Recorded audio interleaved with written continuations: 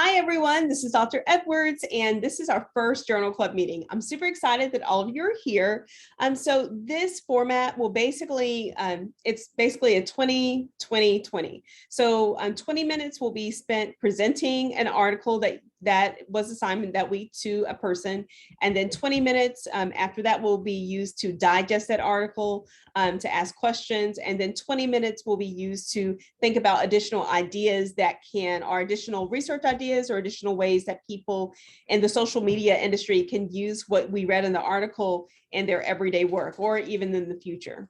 Okay, so today's article is focused on using a media campaign to increase engagement with mobile-based youth smoking cessation program. And it is an article from 2018. It's in the American Journal of Health Promotion. So it's a very prestigious and reputable journal. That means it has clout, and it has a lot of authors associated with it.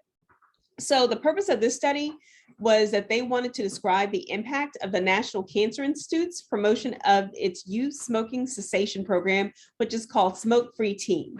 And basically it said like tobacco use for youth between the ages of 15 and 17 actually increased over the past, it says, despite recent progress in reducing tobacco use among youth, about 8% between ages 15 and 17 smoked cigarettes in the past 30 days. And so that was according to a resource that they decided to infuse into their research. But they wanted to see what would make those teens between 15 and 17 stop smoking or not even actually not even start smoking. So this one is focused on people who have smoked cigarettes, and they want the people who have smoked cigarettes to stop smoking. So it's not focused on prevention, it's focused on stopping smoking, period, amongst that group. So they actually put together a campaign, which was really robust. The national, I think this was sponsored, yeah, the National Cancer Institute. And so they had ads. And so those ads were focused on the baseline population was 42,586 teens and between ages 14 and 17. And so within the scope of their campaign, that population actually increased from roughly 42,000 to 46,000. So that means more teens who were smokers. Their population grew. So that could possibly mean that more people started smoking within, or more people who smoked between those age groups paid attention to the campaign or were in the population of people who could possibly see that campaign. Okay, so the ultimate goal was to drive traffic to teen.smokefree.gov. And so they wanted to drive web traffic to that particular site. Okay, so if any of you have seen, and it was one of my favorite campaigns ever, but they were called the Truth Campaign pieces. And so it was from the Legacy Foundation, but they had amazing print campaigns, and it was in the early, we'll just say early 2010s.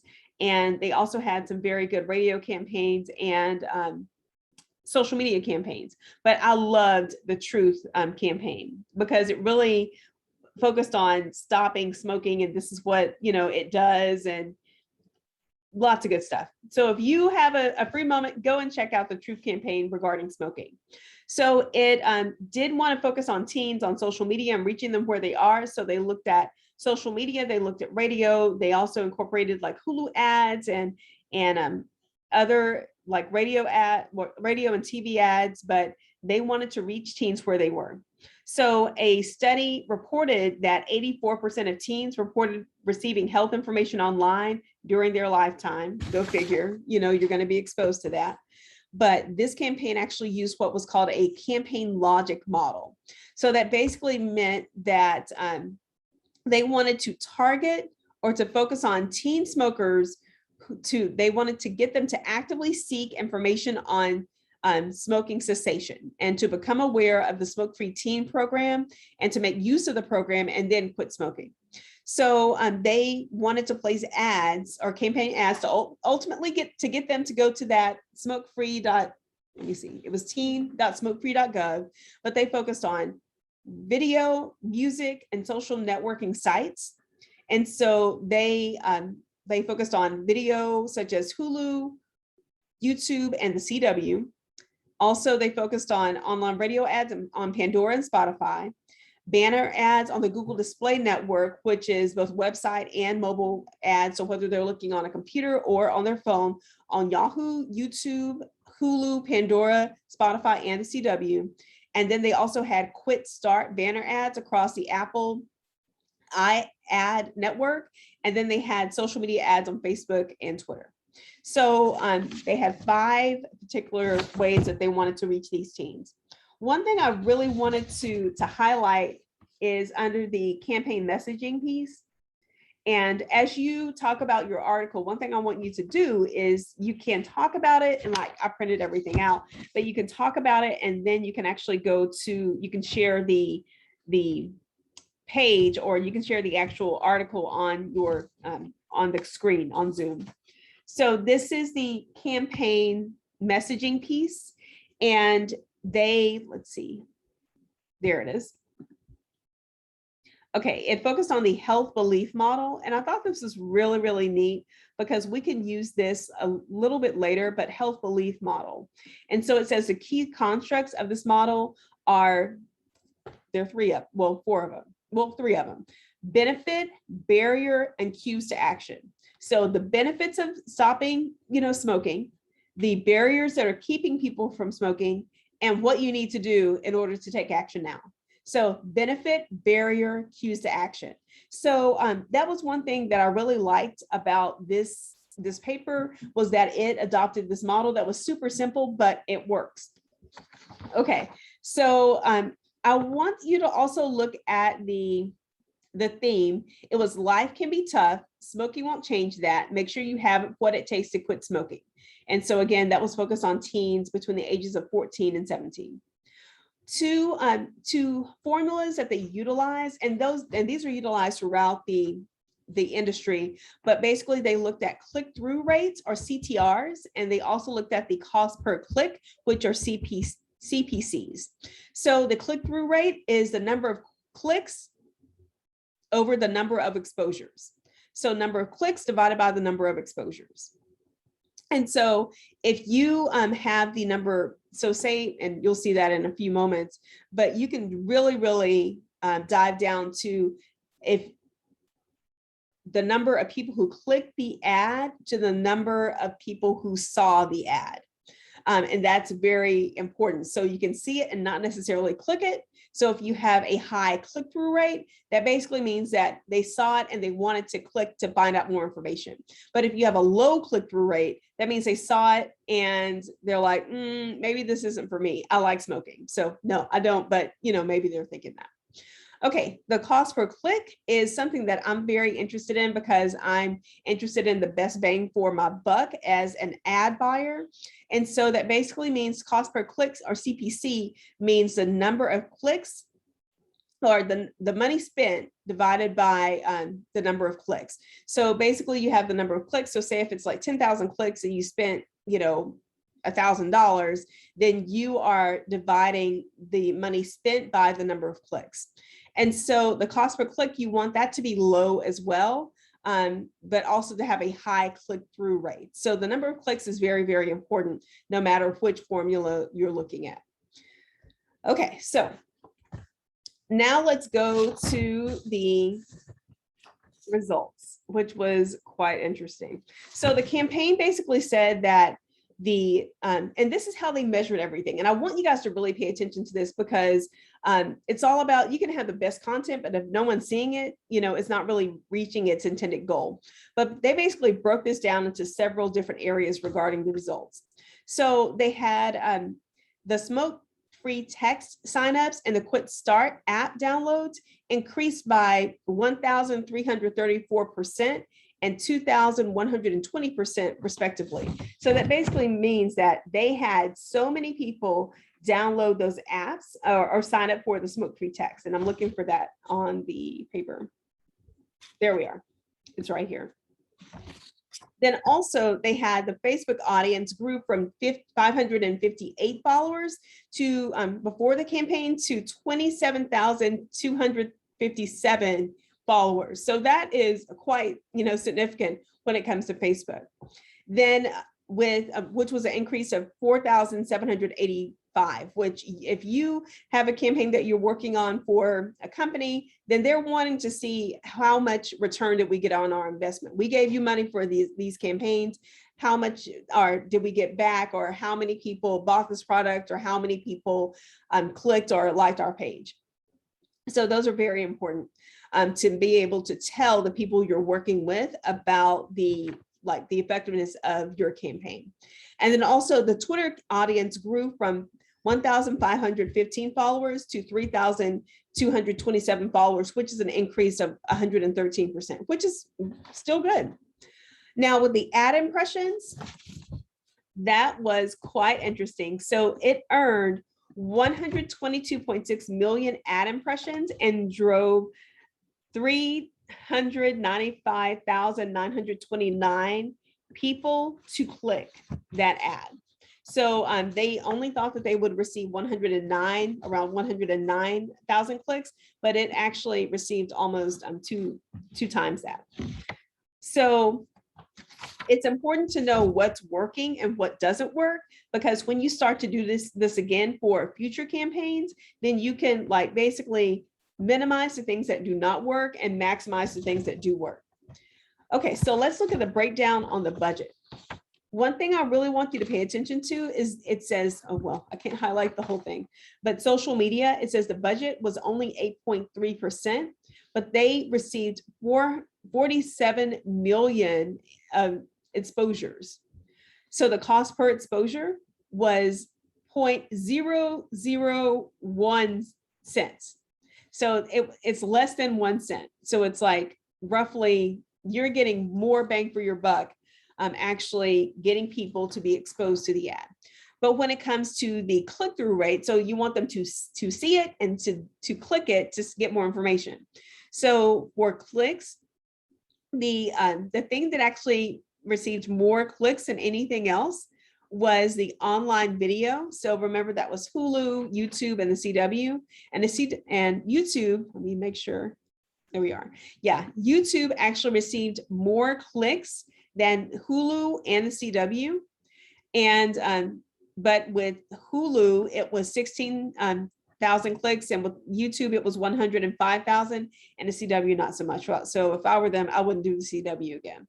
But when it comes to online radio, which was quite surprising for me, they actually had 116,000 clicks of that ad. So I would say that that is working relatively well, especially with the amount that they paid. And then for social media, they had an average amount of clicks, but they didn't pay much for it anyway.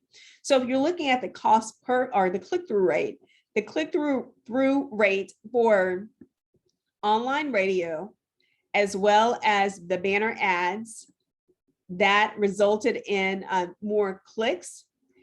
So they saw the exposure, they clicked, and then the cost per click was actually more expensive as well, but they did get people to click. If you look at social media, the cost per click was 0.63, and then the most expensive was Hulu by far, and the CW, but most expensive was Hulu, and that was $7.38. So if you're looking for the best bang for your buck, you're looking at a low cost per click, and then a high click-through rate and a high number of clicks. So I would say by far YouTube, and if we're looking at social media, those were some big ones when it comes to, and online radio especially, when it comes to the best bang for your buck or the best return on investment. Okay, so let's go to the tactics, which were quite interesting. So online video, they invested 50% of their budget in online video. And so you saw basically how well that did.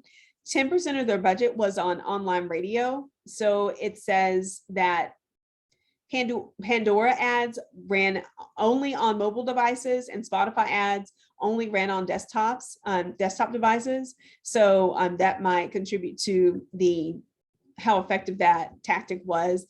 And then banner ads were 17%. And then local TV and radio was 13% as well. So like I said, it was a very interesting way to measure that campaign. Also, they said online media drove an estimated 2,384 teen signups. Traditional media, which is radio and TV, only garnered 247 of the teen signups. So it says that online media drove more people to sign up, basically. And if you're looking at I'm looking for this other chart, there we are. If you're looking at the cost per sign up, wow. Okay, so online, they spent $432,550, and that it resulted in 2,384 people signing up. And y'all, if we're looking at the smoke-free text signups just alone, and not just necessarily website visits, that's like $181 per sign up, which is not good. With radio, they spent $34,000 roughly, and it only resulted in 127 people signing up, and the cost per sign up is $268. And then with television, 31,000, roughly almost 32, 420 people, which was $266 per sign up for the smoke-free text. And so in total, they spent almost $500,000 to get 2,631 people to sign up, which the average cost per sign up was $189 for people to sign up for a text. That is very expensive. I'm very frugal. And so if I'm looking at this, I'm like, I don't know, y'all. You could have chosen a different tactic for reaching these teens from ages 14 to 17. Okay, but it does say in conclusion, this is what they came up with. And this is why it's important for you to focus on existing research, because you want to avoid the craziness and the budget wasting that they did in order to make your campaign more effective. But it says, in conclusion, the most successful engagement tactics that drove people to the SFT website, or the smoking cessation website, as measured by the engagement per impression, was Pandora, YouTube, and Twitter. So if you're looking at that, the cost per click for Pandora, they said was 0.23, so 23 cents. And then for YouTube, we'll have to look on the other page, but for YouTube, it was not as expensive as like Hulu. But overall, it was a very interesting study. Some takeaways that I would put out there is to look at studies and avoid the pitfalls that they fell into, like especially with this one, because it's very expensive. And then also, it does say that future research should examine whether responding to calls for actions like visits to the website and also signups for smoke-free text increases the likelihood of sustained behavior change. Oh, and that's the other thing. Ultimately, they wanted them to stop smoking. They just didn't want them to visit the website. They just didn't want them to sign up for the text messages, but they wanted them to stop smoking. So that basically means that, is the campaign reaching its intended goal? The goal is for the teens to stop smoking. So they're looking at sustained behavior change.